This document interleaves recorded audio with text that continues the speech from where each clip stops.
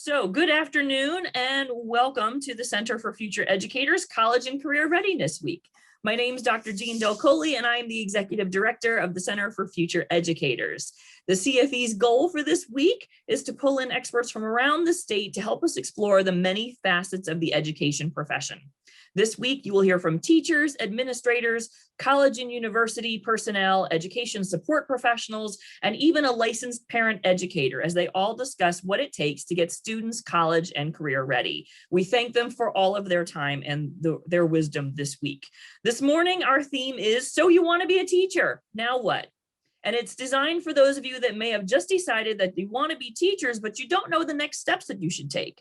Our esteemed panel of educators today includes Dr. Amy Ginsberg and Dr. Claudine Keenan, Deans of Education from William Patterson University and Stockton University, and Dr. Sharon McKool, the Department Chair from Rider University. I also have a wonderful co-host for the second part of our panel discussion today, who was one of the Center for Future Educators student ambassadors, Angelina Maffey, a junior from Middle Township High School in Cape May County. Please write any questions you have in the Q&A box and we'll do our best to get to them as we are moving on throughout the day today. And we're going to head and get started. But thank you and welcome to all of you. Thank you for being with us today. So fantastic to have all of you here. So first thing I'm going to ask you to do is tell us a little bit about yourself. So Amy, I'm going to start with you. Why don't you tell us a little bit about yourself? Hey everyone, I'm Ginsberg. I'm the Dean of the College of Education at William Patterson University.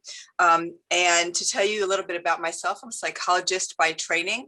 And when I was a high school student, I never thought I would be a Dean of a College of Education. I never thought I would go into education at all or psychology. So I think this is a great opportunity for you to have, to be able to explore and think about where you might see yourself in the future. And I hope that this doesn't make you feel pressured that you should have a clear vision, but that the process of exploring possibilities is a really exciting thing. So welcome, pleasure to meet you, and look forward to answering any questions that you may have. So should I turn it over to Claudine? Is that good? Oh, we're going to go with Sharon next. Okay, Sharon, hi. Hi, thank you, Amy. Hey, welcome. Really glad that you're here and that you're considering being a teacher. I've had the great pleasure of being in education for, I guess, about the last 30 years. I am currently at Rider University. I've been here for 18 years and department chair for the last 6. If we go back a little further, I'm a University of Texas girl. And a little bit like Amy, I never really thought I would end up being a college professor and a chair of a department. But I will say some of the just best advice I could give you is just to stay open. You're getting ready to venture into the, a university, wherever you choose to go. There's lots of great programs out there. And I would just stay open, be willing to say yes to, new opportunities. But I guess I'll tell you also, I'm a literacy educator. So my PhD is in language and literacy from the University of Texas, taught public school, elementary school in Texas for a number of years before going to the university level. And at Rider, I teach undergraduate and graduate literacy courses, and I also supervise student teachers in addition to being chair of the department. So Claudine, I think you're next. Thanks, Sharon. And just like Sharon and Amy, I didn't know how I would end up in my middle of my career. I never thought being a college dean would be something in my future. I was that little girl, though, who lined up all of my dolls or siblings or cousins and taught school. So I always knew that something about education was going to be something I did. And the older I got, I like to think of it this way, the older the students got. And now as a dean, some of my students involve a provost, a president. So we're constantly educating our whole lives. And I'll say that being open, the advice that Sharon and Amy both gave you is really important. There are so many careers that involve helping other people or helping to educate other people. So just stay open. This is a terrific profession and it's a great way to get started. And today we're going to share with you some of our education about our program so you can learn what are some of the next steps. And back to you, Dr. Del Coley.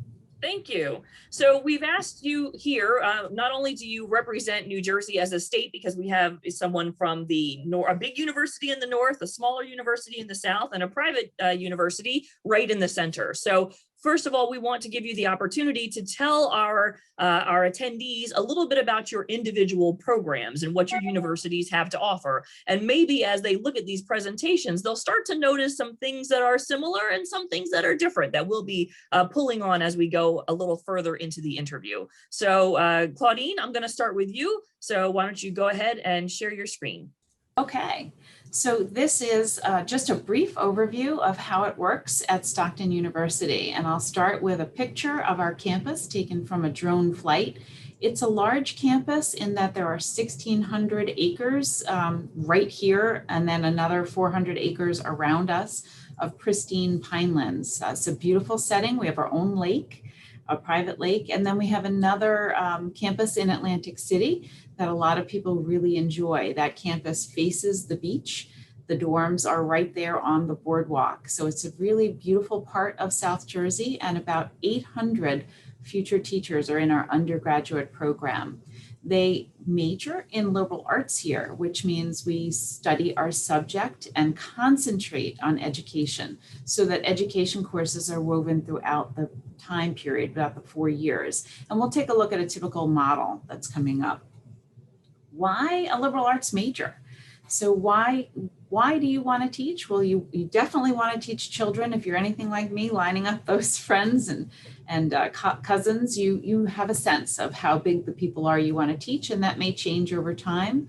So while you're in college, you can major in any of these subjects and teach students of all levels and age groups. We have a childhood studies prompt that helps students in liberal studies really focus on what little children need and how to read and how to grow and develop. In elementary, you teach all 4 subjects, so we have several majors that you could choose. And in K through 12 or all grades, in 7 through 12 secondary, you generally choose a major that resembles that area that you're going to be teaching. So a biology teacher, a chemistry teacher like that would choose those majors. Typically, in your first couple of years, you would take most of your courses on the yellow line. So up to 5 courses in our flat rate tuition in the first semester would all be in your major subject. 1 or 2 courses would be in your education pathway, and that's what we mean when we say concentrating. And then about halfway through, we open the gateway to the teaching profession, and you start spending some of your time outside of college classrooms at schools. So the placements that you'll go through span 50, 80, and then 100 hours in your junior and senior practica. Those are experiences where you still can be taking courses, but then as you're doing your gateway, you're starting to plan which schools you go to. Our Atlantic City or Pleasantville is the site for our first 50 hours so that your courses complement what you're learning. Then you get to choose wherever you want to go within a 50-mile radius for your next 80. And in your 100 hours, that should be where you're going to do your student teaching. So you have some continuity. You'll know the students, you'll know the teacher, you'll know the curriculum. It'll be a gradual increase. So for that reason, we think Stockton is a very custom approach to education made just for you. And we do have some in-person opportunities to come visit the university. The first one's coming up next month. We're having some outdoor games, food, tours, and fun. We are asking for RSVPs, and there's a website on here. I'll also drop that website into the chat when I'm finished presenting, so you can click on it and RSVP if you want to come check us out. There'll be tours to the boardwalk as well as the campouts by the lake. And so if you start here in the campus on Lake Fred, you can finish here at our boardwalk hall graduation commencement. So that's the big celebration for the end. All right.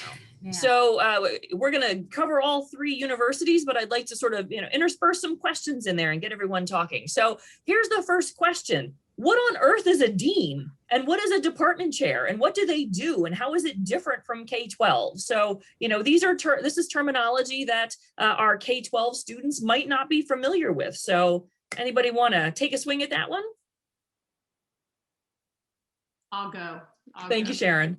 So yes, so I worked as a professor for a number of years, and at some point, the dean came to me and asked if I would be willing to be chair. And just like you're probably wondering what a chair did, I probably wasn't exactly sure either. But since I've been doing it for 6 years now, I will say it's a lot of different things. But primarily, I would say the chair of the department is there hands-on to help support faculty in all that they do and to help students every step of the way. So from very beginning freshmen, I might meet with students to just be helpful, to answer questions that they might have or problem solve sometimes when they're struggling a little bit. But a little bit, just about my, the things that I do, like I make workload. And so what that means is that I'm the person who decides how many sections of a course are going to be offered. I make sure that I have a really great faculty member to teach the courses. If for some reason we don't have something filled, then I'm the one who will go out and try to initially find an adjunct and bring to our workload committee. So that's something that a chair does. Chair also assists in annual reporting. So we write reports where we have to discuss what our faculty is producing in terms of scholarly activity and how many committees they're working. I contribute to our national accreditation reporting. So this probably doesn't sound terribly exciting to somebody getting ready to go to college, but I'll tell you, it's just such a pleasure to do. At Rider University, I'm so fortunate to work with such strong faculty members who do anything that I ask them to do. And I will say, we say we're student friendly and our doors stay open. And a lot of what I do is meet with students just on a walk in the door basis because they've got questions and they need answers right away. And we understand that. So I tried to make a list. I think that's almost everything, but that's a little bit about what chair of the department does, at least at Rider University. So Sharon, are you considered a professor or are you considered administration? Well, that's a good question too. I think technically at Rider, I'm considered, when I'm in the role of chair, I'm considered administration, but I would always say I'm faculty. So that's a great question. So I get a course release for being chair, but I actually still teach 2 courses. So I teach 2 field-based courses. I'm out in field sites every week. And I will say the moment they would change that, I wouldn't be chair of the department because I love being professor and working with students. But again, I think I love being, that administrative part at the same time where I feel like I get to sit at the table sometimes with deans and the provosts and VPs and across campuses. So I've met a lot of people across campus because of my role as chair. So. Thank you. Okay, so ladies, what's a dean? What does a dean do? I can start that. So I have 2 high school students myself at home. So when they look to understand what I do, I'll tell you what I tell them, which is, so you think of your high school teachers. So kind of the parallel out of college are the college professors. So on the high school level, you have teachers. In college, you have professors. And in high school, you have principals. In college, you have deans. In high school, you have superintendents who kind of oversee the principals in a particular district. In a college, you might have a provost who is sort of the academic leader that oversees the deans of the different colleges. So that's kind of a parallel that might be helpful to understand the dean's role. So the dean is kind of like, we'll see if Dean Keenan agrees, kind of like the principal of the college. And most of us have been faculty in our colleges. So just like your principal may have been a teacher in your school or in another school before becoming a principal, most deans have been faculty before becoming a dean. And so when you think about the kind of thing that your principals do, they do a lot of sort of managing the whole building. So as Dr. McKool said, thinking about who teaches what and trying to make sure that the students in the school get what they need from the teachers who are most skilled in those areas. So again, so the dean, makes sure that the faculty are covering the courses that they're most skilled at teaching to make sure that our students get what they need. So, and then we have the pleasure of working with the people who are sort of above us in the university structure. So we work with the provost, and we work with in sometimes the university president and other vice presidents at the university who are responsible for different parts of the university, like marketing and PR. So, when you'll see, you might see a bus in your town that has a university advertised, or you might see a billboard. The dean might have some involvement in which programs are publicized on that bus or on that billboard. Or we work with the admissions folks. So when we go into high schools, when our colleges go into high schools with the admissions folks to publicize our schools, who goes, what do they talk about?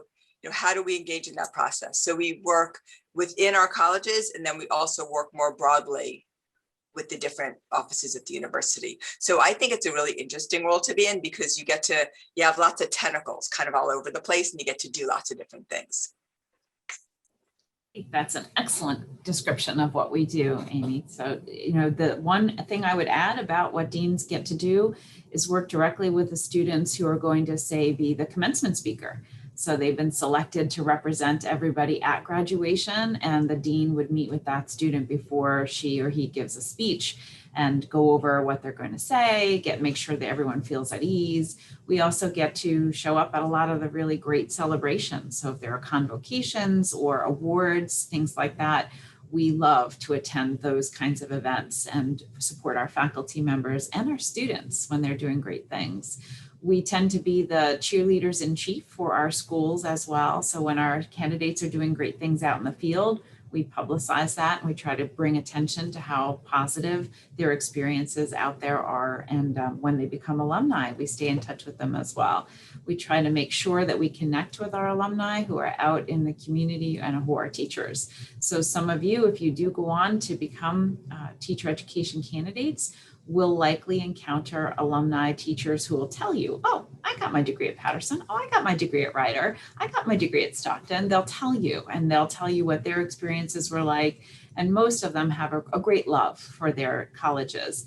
Deans like to stay connected to those sorts of relationships, because we do too. So hopefully that answers all the questions about what we are and what we do. We also have to. It does. So yeah. Thank you. And that's a lot of work. So overseeing sort of everything from advertising to admissions to what's going on in the classroom and alumni, that's a big job. So what inspired all of you to step into these leadership roles? Well, for me, it was having been in different parts of the university and different administrative jobs. Because I came up as an English teacher, I was always in a communications role, or as I said earlier, an education role somewhere in the university. But I'm a sort of unusual dean in that I'm 9 years in the job. That's a very long time for a person to be a dean. The average career life for most deans is between 3 to 5 years, and then they generally will go on to be a dean at a much larger school than where they are, or they'll go be a provost. But in my case, I just love the job so much that this is the job I want to keep, maybe for a few more years before I go on to becoming a faculty member. I think that, the joy that Sharon talked about in becoming chair was mostly because she could balance that administration with work with the students, be able to teach. So what inspired me in the first place was this job of all administrative jobs put me much closer to working with students than any other administrative job I had before. And the next job for me will be about that too. Amy, what about you? Well, for me, it's kind of similar. I was, as you said, in terms of the longevity, I was a dean at a university in New York City for a while before coming to New Jersey. And at that institution, I was faculty first. And I realized that I really liked organizational stuff. I really liked sort of managing the program. I liked seeing the big picture of the program. So I liked teaching a lot, but I also liked kind of focusing on the whole program and issues that students were having in the program and trying to solve problems. And so that led to being a director of a program. And then once you're the director of a program, then that eventually led to being chair of the department. And again, I just liked it. I just enjoyed that sort of managerial, sort of putting pieces together and solving problems and seeing the big picture. And then for me, it was I think it's kind of similar to what Dr. McKool said. The dean asked me if I would, the dean at the time asked me if I would be her associate dean. And that was a really wonderful thing for me. So I guess something I would say to folks is so much of life, I think, is about grabbing opportunities that appeal to you when they arise, and making, learning from people that you respect in positions that that you're close to. So you get to see people, how they do what they do. I remember when I was a doctoral student, a faculty member who I respected tremendously and valued so much. Her 7-year-old used to do his homework at our conference table in her office. And that made me know that I could be a mom and be a faculty member, be a university professor. And I thought, wow, that's extraordinary. And I wound up doing that. And so this is a little tangential to the question, but I think just sort of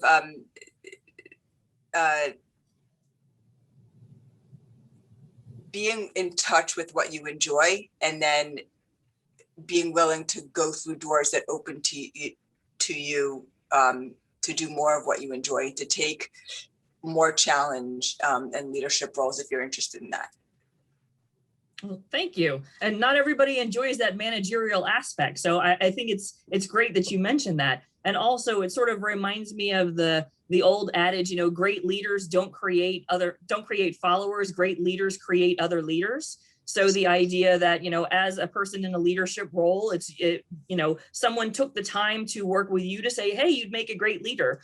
So why don't you join on and learn a little bit? That gets passed down as we move along as well. And I thank you, Claudine. I was very fortunate to have that in you as well. So Claudine was my leader for a while.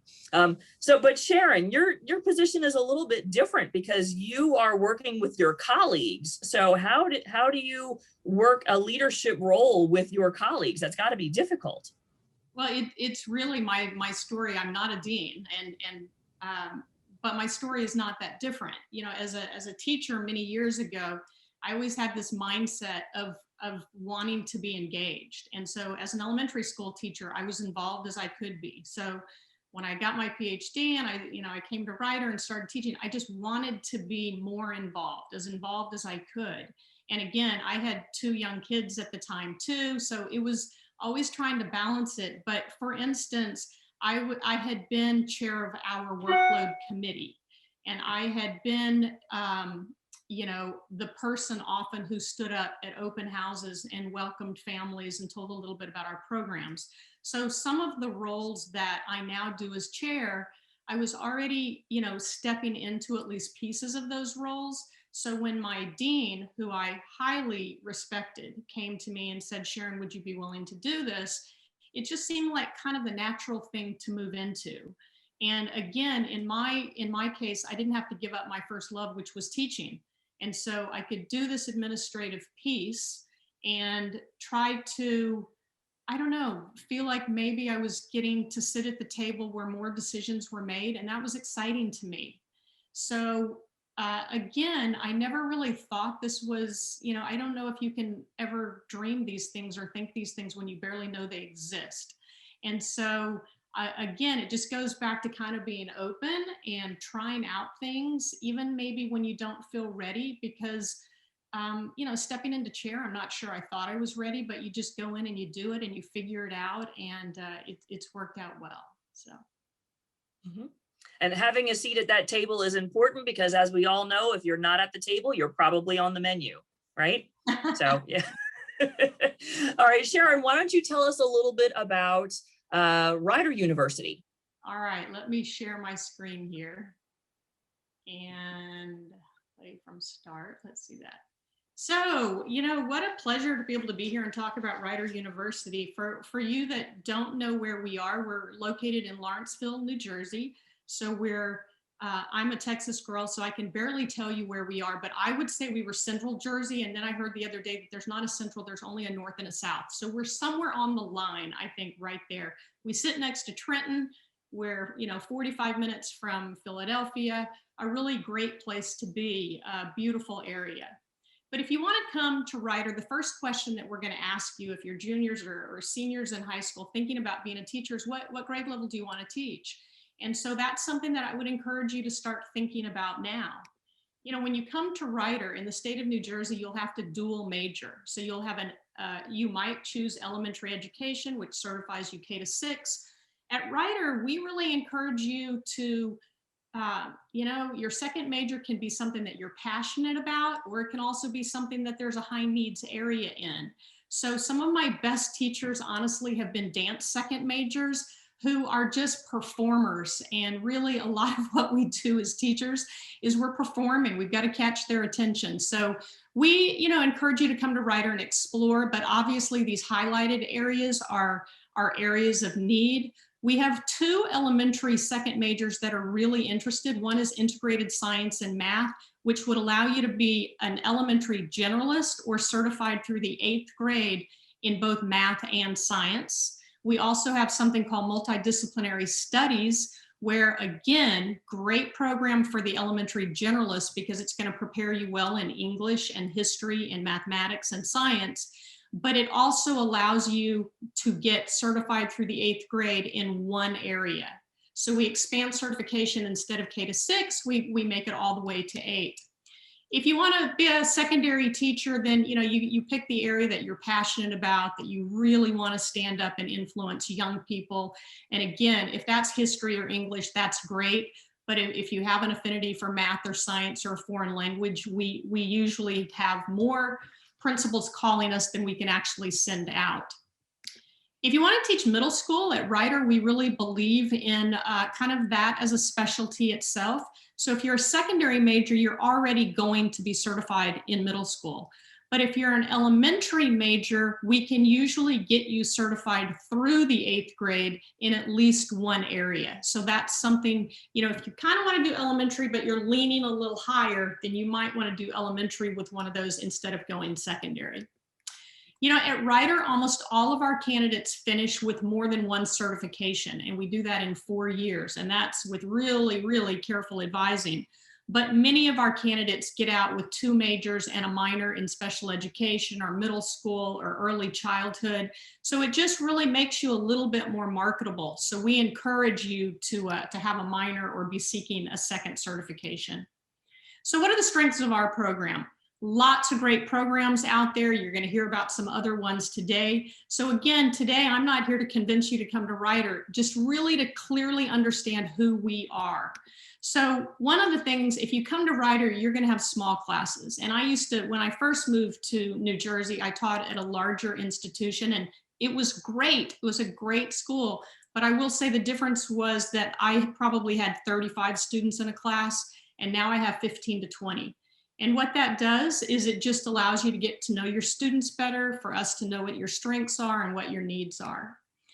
At Rider, you're going to have 2 advisors. You're going to have one in your education major, and you're going to have one in your second major. And the reason for that is we understand how complicated it is to get through in 4 years, and that's a huge commitment of ours. We know we're a private institution, and we want to make sure that no mistakes are being made. Another thing that really, I think, sets us apart is what we call mediated field experience. And I know, the other programs have field experiences as well, and it may be similar to this. But what mediated means is that when I teach a class and our students begin in the program their sophomore year, so they take 2 classes and then they have a field experience. What mediated means is that when our students are out in the field, we're out in the field with them. So for instance, I teach the course, I teach a literacy methods course, and I have, when they're in the field all day on Thursday, I'm there all day on Thursday too. And we really believe that's how we can get our candidates from point A to point B more quickly, because I can go over their lesson plans, I can go watch them in the classroom, and then I can pull them out into the hallway like I'm doing here, and we can debrief. I use one elementary school right now, and we might have 40 students in that one building in a large elementary school. The advantage to that is that I can be there too. So here's just some other examples of Ashley now. This is a little bit of an old picture, is actually a cooperating teacher in that same building. She was hired afterwards. In our student teaching, once you get to be a senior, in the last semester of student teaching, we're in our field site 600 hours, really 14 plus weeks full time. And we cluster our student teachers in buildings. So for instance, here's a picture where I have 4 student teachers, and then the woman sitting across from me is the special education supervisor, and the woman at the end is a cooperating teacher that we had just been into her classroom to watch instruction. We came back out and we debrief. And the thing that we love about clusters is we feel more part of the entire building. So for instance, each one of those candidates is in a different grade level, but we might go see great science, or we might go see kindergarten, and they might actually be in a 5th grade classroom. So it gets us out. Here we're in a 1st grade classroom watching this teacher do a variety of literacy things. Here we're watching a small guided reading. We're taking notes, and then you could see earlier that we met back with her and we could ask her questions and about the decisions that she was making. So that's a little bit about the program. I just want to quickly, am I okay on time? Do you have another minute, Jeannie? Yep, go ahead. Okay, one more minute. We do short-term study abroad trips. 2 summers ago, I took a group of students with another faculty member, 20 students, to Finland. We read a book about the smartest kids in the world, and we knew that Finland was one of the best educational programs in the world. So we went to find out why. And we were really influenced, and our philosophies were emerging because of that. So if you're interested in short-term study abroad, comparative education programs, faculty-led, that's something that we do. Here are just some pictures while we were gone. You can see that, a lot of fun, but a lot of learning too. We have 3 student organizations that I strongly recommend that, wherever you go, you get involved as early as you can, because you can see we took trips to the conventions. We do Relay for Life. We bring in speakers from all over the world. Our students were interested in sign language, so we started a club. So that's a little bit about Writer. Well, thank you. And that looks amazing, especially those international placements, right? Who doesn't want to do those sorts of things? Yeah. Holy cow. So I have a question for all of you. It seems like everyone here is very friendly. And speaking with other deans and directors, it's very easy to talk to each other about what's going on. And I know when I talk to one dean, they say, oh, well, we don't do this, but you might want to check with the dean at so-and-so, because I know they do that there. So is there, do you all speak to each other regularly? Is there something where you all work together regularly? Are you sort of individual castles in different parts of the state where you're sort of no, not those guys, come here? I mean, how much collaboration and collegiality is there? I think there's a lot. We're unusual in the sense that in education, it's all one statewide family. We may have some slight rivalries for students. I may really want to get Abby, Abigail, Amanda, come on over to Stockton. But at the same time, I recognize that they're going to have a fabulous experience if they go over to Rider, or they go over to William Patterson, or any of our other organizations in the state. There are 25 teacher preparation universities and colleges throughout the state. And once a month, we have the great pleasure of meeting together for almost 3 hours and talking about all of the items that we have in common, all of the challenges for especially this past year, and helping to make sure that everybody was prepared to handle COVID and handle our programs and our candidates.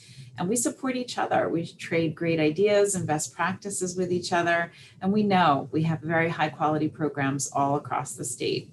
More to add, Sharon, Amy? No, I think that's great. And just to be clear, Dean Keenan is a leader in the state in terms of her work. She's a immediate past president of our state organization of colleges of teacher education. And so there's leadership that supports us working together, and also our field directors work together. So And we advocate together with the state. So we put our heads together in order to try to convince the state to do what we think is right by our communities and the children that we serve. And that, as Dean Keenan said, I think that's something that's different in New Jersey.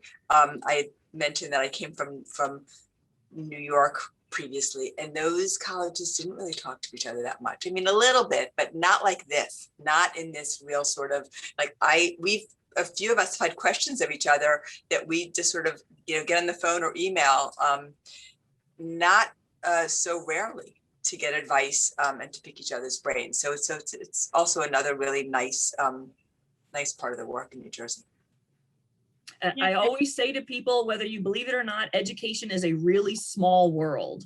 So whether you are in P12 or whether you are in higher ed, everybody knows everybody. And even in higher ed, it's not just a matter of deans and directors knowing each other. The professors know each other. We know the people who are the superintendents and the mentor teachers and the districts. And of course, the students from your programs eventually become those mentor teachers or those administrators and move on. So I always like to remind people, never, ever, ever, ever badmouth anybody in education, because you never know who else is in the room and who knows who. So it's education is a small world in New Jersey. Everybody knows everybody, and that is to our advantage. Because really, if you say, hey, I'm looking for, a community of deans and directors to help me out with a program. Oh, I know exactly the place to go and find them. Hold on, let me grab some people. So Dr. McKool, what do you think, about the small world of education in New Jersey? Well, as chair of the department, that was not something that I did, but I was always so fortunate to work for a dean. I believe our past Dean, Sharon Sherman, was president of the organization. And so I just felt like we were always in the know, and that Sharon felt so comfortable going to these meetings, and, she wanted to learn what other programs were doing. And that's how we all, create better programs. And then Amy, I think you mentioned the field directors. Oh my gosh, our field directors constantly meeting with folks across the state and seeing how they're dealing with things like EdTPA and Praxis. And that just is very, very helpful, for one, to know that we're not in this on our own, that, everybody has things that they're wondering about. And, we can go to those different venues and learn from others. So I think it's a great thing. All righty, thank you very much. We're going to move on to our third feature focus now. So Amy, we're going to let you tell us a little bit about William Patterson, and then we're going to transition into some questions with our CFE student ambassador. So Amy, take it away. All right, I will share, and I will be brief, because as the others have stated, there's a lot of overlap in what we all offer. Okay, so I chose this picture, and I actually had another picture that I wish I put in to show you a little bit about where William Patterson is. So we are in the northern portion of the state. We are in Passaic County, but also on the border of Bergen County. So we're kind of considered a suburb of New York City, but not really. We're like, a good 45 minutes from New York City. So we're close, but it's very green, it's very suburban, multi-acres with forests and woodlands, and it's a really beautiful place. We are an HSI and an MSI. So HSI is a Hispanic serving institution, and MSI is a minority serving institution. So we have about a little over a third of the students at William Patterson University are Hispanic, and about 20% are African American. We have a very large first generation college goer student population, and we really embrace that. One of the things about William Patterson, and I'm quite sure this is true of other institutions, we work very hard to help our students succeed. And we know that they have complex lives, and we know that they're often working while they're in school, and they're helping their parents out, and they're doing lots of other things. So we're very focused on the student experience and doing all that we can to help students from date of entry through graduation to be successful. So this is a picture of, we have fourth graders from a school in Patterson who come here every year for a science fair. And these are the woman with the glasses. That's one of our student teachers. So her classroom came here, and they're doing a science fair in our cafeteria. And it's a really wonderful experience. And the faculty come, and the deans come, and we all meet the fourth graders, and we watch the student teachers working with the students. It's really a great experience. So what to expect in teacher prep at William Patterson. So a variety of funding and scholarship opportunities, which you are made aware of immediately upon applying to the university.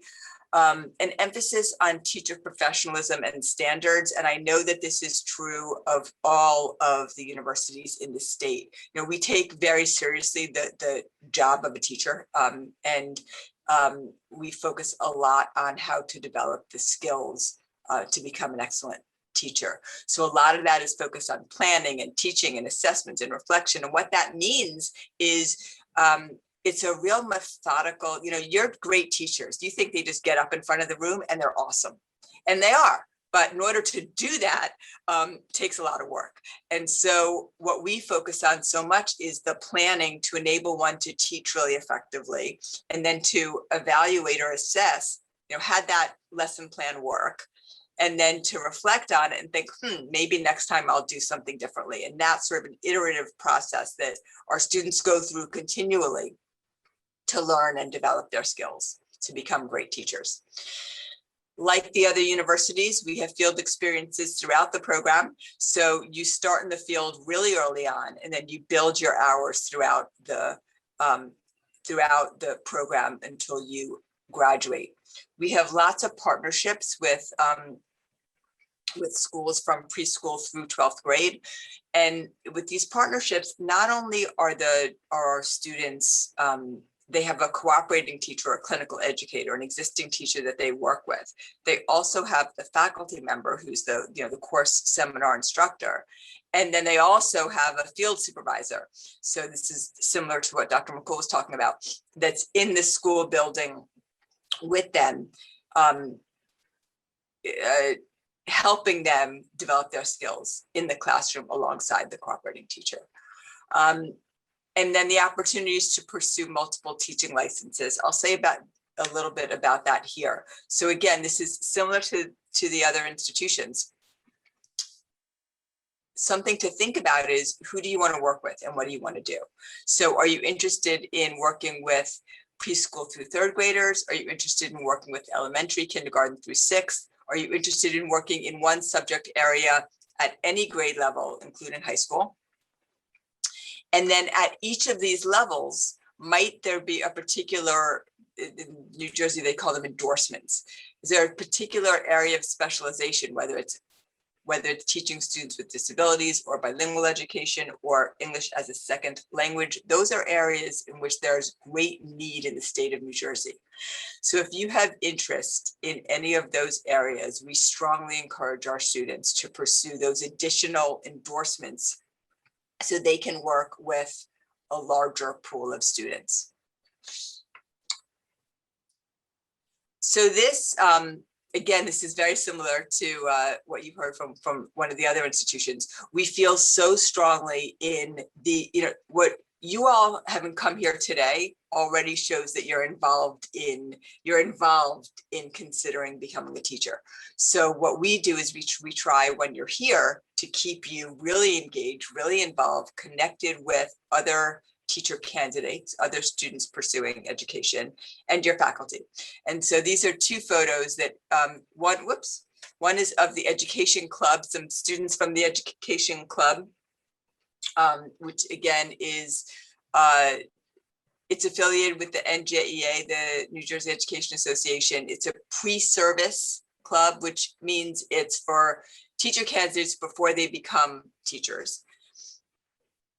And then the example at the bottom is the picture at the bottom is one of our faculty members in the middle with some secondary education graduates a few years ago. And this I included so you get a sense of the connection between the faculty and the students and how that continues beyond. So I would encourage you to, as you came here today and you're learning from us about our programs and thinking about teacher education, I would encourage you, whatever social media platforms you use, to start to follow different universities and different ways of learning and engaging, so you can start to just continue to educate yourself about opportunities. So for instance, we have an opportunity where high school students can take a college class this summer at William Patterson for free and work as a teaching assistant for a youth program on campus, as a way to gain college credit and gain experience for juniors and seniors in high school who are considering education. So that's a fabulous thing. And the people who are on this call now know about it, but that was only if you were paying attention for the past 30 seconds. And if you weren't, that may not have even registered. But if you follow us on social media, then announcements like that will continue to be made, and then you can pursue things that interest you. And I'm sure all the other institutions have the same thing, where we are using social media as an outreach to help high school students know about all that we're offering them. So I strongly encourage you to connect with, my recommendation would be, so you've met 3 of us, connect with our social media sites now. And as Dean Keenan said, there are, 25 teacher candidate programs in the state. Follow all of them. Learn about who we are and what we do. And then when you're applying, you'll be able to see what different opportunities arise, what scholarships are available, what part of the state you might want to be in. At William Patterson, we're 2/3 commuter, 1/3 residential.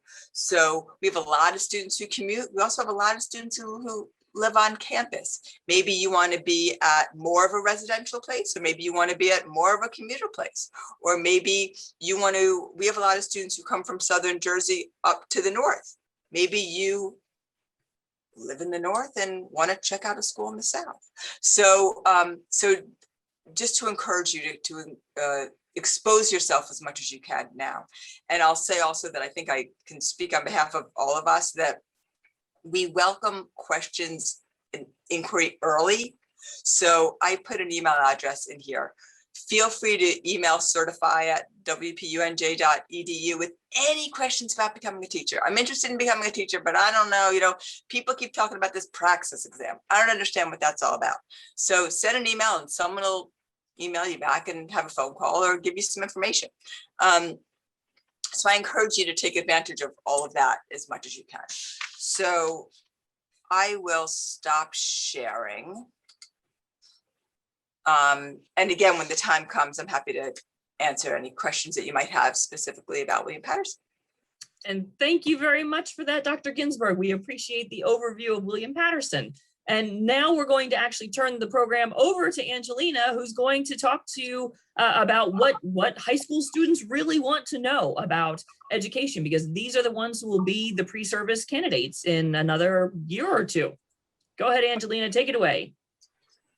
Hi, so how has this atypical college year impacted the college experience for your students studying the field of teaching? And how do you plan to transition back to this normal academic life after the pandemic? I'll start. Great question, by the way. And, it's been a challenge, it has, but our student teachers, the way that it works, because our program is so field-based, in the student teaching semester, if the teacher was working on ground, then our student teachers were in buildings and working on ground with teachers and students, sometimes in a hybrid model.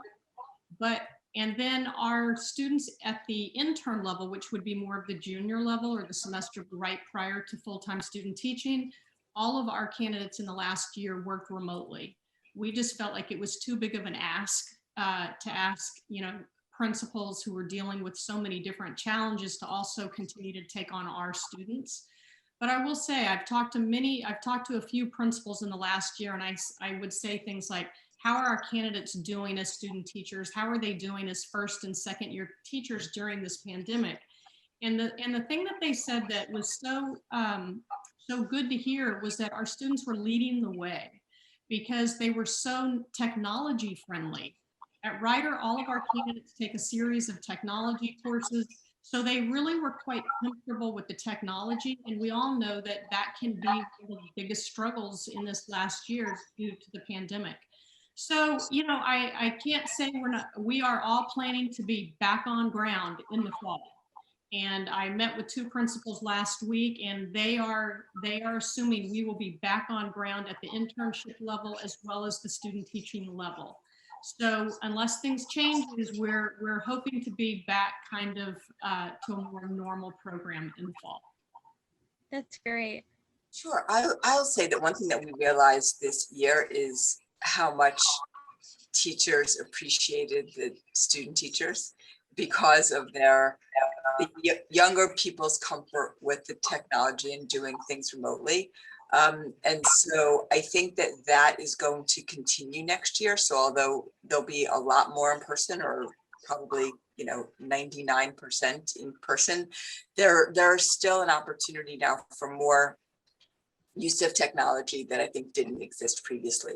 And so I think that that's going to go with us into the coming year. Yes. So for those high school students who may be freshmen or sophomores and they decide they want to be teachers, what should they do now? I think, that Dean Ginsberg gave some great advice. Follow us, follow us on social media. We have Twitter accounts and Facebook pages. We have our web pages. We have LinkedIn pages. Just keep in touch with everything that's going on in each of these 25 schools and colleges of education around the state. You may have, as Dean Ginsberg mentioned, a preference. Do you want to be in an urban setting? Do you want to go to college in a rural setting? Would you rather have a suburban setting? Whatever your preferences are, we have teacher preparation in all of those settings. So if you're interested in a particular college, make sure that there's a teacher preparation program there, because not every college does offer teacher preparation. So that's why Dr. Del Colli put out that map, so you can take a look at which the 25 colleges are offering teacher preparation programs. So I think you should also be paying close attention to your SATs and ACTs. That's something that you're probably doing anyway, even though many of our partner colleges and sister colleges and universities are test optional, meaning that those scores don't really matter as far as getting in or not. The state of New Jersey does still have a basic expectation for the skills of college readiness. And a lot of students coming to college who take advantage of test optional find out that, oh gosh, I probably should have taken the SATs because I could have gotten those scores and been able to enter a teacher preparation program. So it's also a good idea to look into those tests that are required. And each of the schools' websites has something about that. We all help to prepare you for those as well. That's great to know. I'll just add a little to that. I would say at Rider, we offer very generous scholarship packages. And again, as Dean Keenan is saying, that's either based on your high school GPA or on an SAT, ACT score. So if you're a high performing high school student, then that GPA is really critical. I would also say, if you want to be a teacher, you need to be strong in those 4 kind of report card subjects. So I would say take math all 4 years. I would say you probably have to take English all 4 years, but you don't necessarily have to take science sometimes or mathematics. And I would continue to do that. Our elementary candidates have to take a multiple subjects praxis, and it's science, social studies, English, and what did I miss? Math. And so you really need to have strong content knowledge. So I would do that. And then I would just wrote down as Dean Keenan was talking, 3 words, and I think you ought to remember these: visit, follow, and volunteer. I would say visit as many programs as you possibly can. We all have open house events, and it's a great sense of who we are. And at Rider, I know you can do Rider Student for the Day. It's a great program where you visit a class, you sit in an office and talk to a faculty member, you go have lunch and spend the day with a student. It's a great thing. So visit. Obviously, follow us all on Twitter. Twitter and Facebook are really the 2 that I personally kind of engage in. And then if you have an opportunity to volunteer in schools or some program, I'm an old camp counselor. I'll tell you, I learned more about teaching and kids from being a camp counselor for a couple of years. So I would say, try to find opportunities that you can work with kids to figure out, is this what you want to do? Because we can teach you the pedagogy and we can even teach you the content. but you really do have to love kids. You have to want to work with young people. And, you know, you're going to influence them when you do, and they will influence you. So that's a little bit of advice. So one big one that came in from the crowd was, what are the main qualities or dispositions you look for in applicants who are applying to the field of education? I think like Dr. McKool said, you know, you have to love children and you have to love learning. So both of those attributes and dispositions are high on all of our lists. We want to make sure that you're in teaching for the right reason, that you're going to bring joy to yourself, to your students, you know, to your colleagues, and that you're going to bring your best academics with you. I would also say that you have to be open to feedback. It's really important to understand that this is a learning process and that you're not expected to do it all right. And there's not one right way to do it. And so being really open to having great faculty and supervisors and mentors who will help you learn. And then I'm just going to add two really practical ones that I bet these deans are going to agree with. And that would be on time to every single thing that you do in high school. If you're supposed to be there at 8:15 in the morning, then be there at 8:10. You know, we're a profession where we don't get the luxury of ever being late. You know, we've got a classroom of students, whether it's as a professor in a course, but teachers are going to have kids waiting for them. And so if that's something that you're struggling with, you're always a little bit late, I would say you need to work on that. The other thing is just organization. You know, I think teaching is hard and it's a lot of work. And so I find that the candidates that have dispositions that are just kind of, they're naturally well organized, then it just frees them up to have more time to concentrate on the things that are important. So, you know, start using a planner and making your to-do list and getting used to having to juggle multiple activities, you know, in a given day, because certainly that's what you're going to do, whether you teach high school or you teach elementary school. And Angelina, you want to follow up with that last question there? Sure. What legacy would you like to leave behind as a leader in your school and program? For me, I think I really want people to feel supported, like I helped folks grow and learn and develop, and that I got out of the way as much as possible to help people really shine and develop. You know, and I'll say I just finished going to 2 graduations at Rider, and it was probably one of the greatest weekends of my life. Getting to see our 2020 graduates and our 2021 graduates and their families.